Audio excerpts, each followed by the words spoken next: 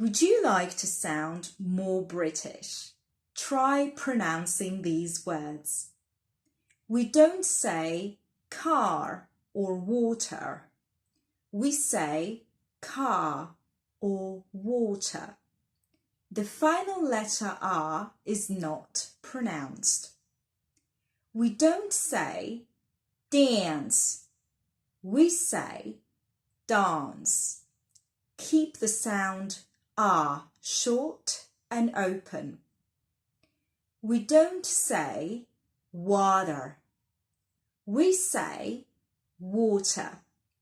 The letter T is pronounced as a T and not as a D. Try pronouncing this sentence. Would you like a cup of tea?